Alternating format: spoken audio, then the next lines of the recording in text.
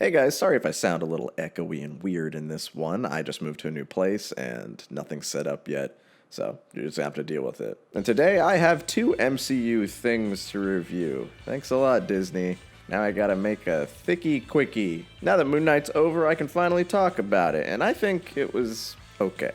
I think I kinda overhyped this for myself just a little bit because I really like Moon Knight in the comics, but all the comics I've read are after he's already been established. So as someone who already knows what he's about, I found the first few episodes to be fun, but a little tedious. I was like, yeah, I know all this, I just want to get to the meat already. But once things got moving, I was a little more into it. I actually was interested in the mythology that the show builds with the Egyptian deities, and I really like that the gods are characters with their own beliefs. But it goes without saying that the best character is the main character.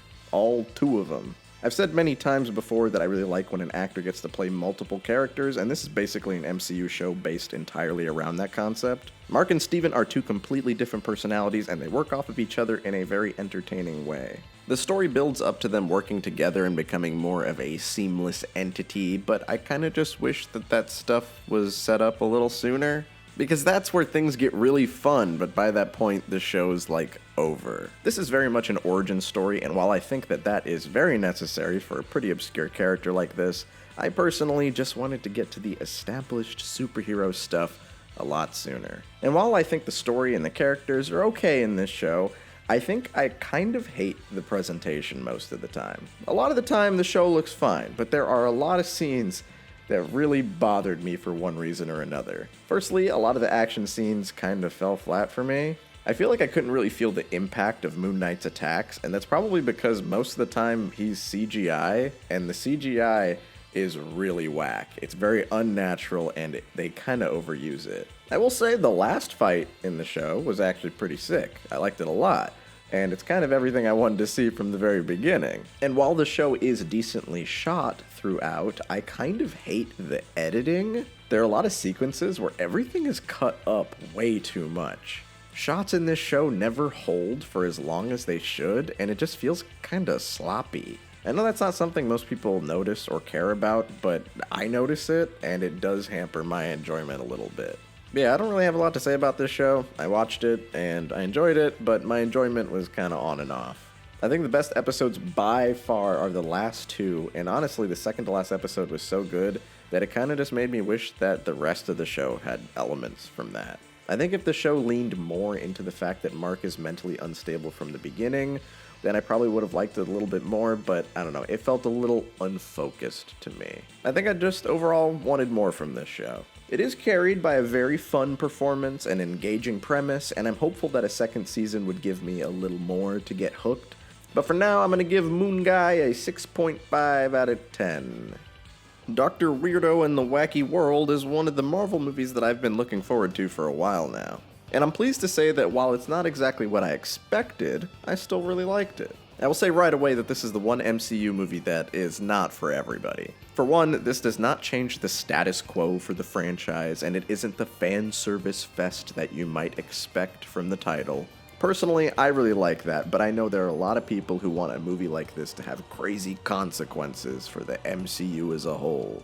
And it has consequences, but not in the way that you would expect. In a lot of ways, this is a standalone Doctor Strange movie that serves to progress his and Wanda's stories further. Yes, there are some things that this movie confirms, which may come into play in later movies, but the spoilery stuff in this movie feels more like Marvel experimenting like they do. They're still testing the waters and seeing what audiences like and what characters they want to see.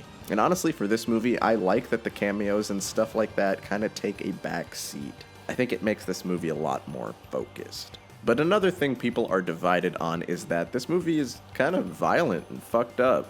Sam the Man Raimi directed this, and I was very worried that he wouldn't get to do anything with the source material. I was worried that Disney would kind of hold him back, but no, this movie is pretty brutal. I wasn't fucking jumping in my seat and throwing my popcorn across the room. It wasn't that scary, but it was a little more tense than I expected. There are numerous jump scares. If you're like 12 years old, you might be a little spooked. You might have to go to bed with the nightlight on. And there are some pretty brutal kills in this movie. I never thought I'd say that about a Marvel movie, but here we are. And I think in this case, all of these elements definitely help the movie. The spooky horror elements have a very campy vibe that Raimi is known for, and I really like the way that he takes the main villain in this movie and he makes them into just a horror movie monster. But I have to say, the best thing about Raimi directing this movie is the fact that he actually moves the goddamn camera. Without a doubt, this is the best camera work in the entire MCU. And after watching this, I don't think I will as easily accept another Marvel movie that is shot without any personality. And as usual, Doctor Strange gets some of the most creative fight scenes. There's a certain music-based fight scene that was silly in the best way. Basically, if you're a huge fan of the director like I am, you will undoubtedly get a lot out of this movie. This is a lot more reminiscent of his horror movies than his more popular superhero outing, and as someone who loves Evil Dead 1 and 2 as much as I do, I really appreciate it. However, I don't think this movie nails everything. I think this movie has some really rough pacing issues. Like I said, the villain of this movie is kind of a supernatural horror slasher villain, and the film revolves around our heroes trying to run away from the scary bad guy. And with a tense premise like that, you feel it a lot more when the movie slows down unexpectedly. There are a lot of scenes where the villain is very close to doing something that Doctor Strange does not want them to do, and he still slowly walks around and exposits to his co-stars. You know that scene in Star Wars Episode 3 where they say, "We must move quickly," and then they walk away like normal? Yeah, that exact same thing happens multiple times in this movie. I'll also say that while I like the main villain in this movie a lot, and I love that the trailers don't reveal who the main villain is, I sadly think that their story does not end in a very satisfying way, and by the end they serve the story best as a force of nature as opposed to a fully fleshed out character. So real quick, I'm going to talk about some teensy spoilers, so skip to this point if you want to avoid them. I wasn't going to do spoilers, but people really want spoiler talk, so here I am. Alright, is everybody gone? Okay, cool, got it. I hate when characters die to falling rubble, especially when these characters can take laser beams to the face and throw meteors and shit, and this movie has 2 characters that die to falling rubble. I will say that I've been waiting a long time for Reed Richards to finally get confirmed for the MCU. I'm glad that he's finally here, and I really would like a good Fantastic Four movie, yada yada, whatever, that goes without saying. I'm mostly glad that he gets turned into string cheese, and then he gets his head exploded. The kills on the Illuminati were the best part of this movie. They were so fun and visceral. As a horror movie fan, this is exactly what I wanted, and I didn't even know I was getting it. But when it comes to Captain Marvel's death, she gets killed by a rock. And I really don't like that Wanda's story ends with the cliche, "Oh no, what have I done?" bullshit. I really just expected more. I needed something a little more emotional. Her final scenes were just lacking one element to bring things together for me. And to top it off, she ends the movie by having rocks fall on her. Now, I get that they want to use these characters again for future movies, and some things are left ambiguous, but as a whole, I think the character work is just not the strong point of this film.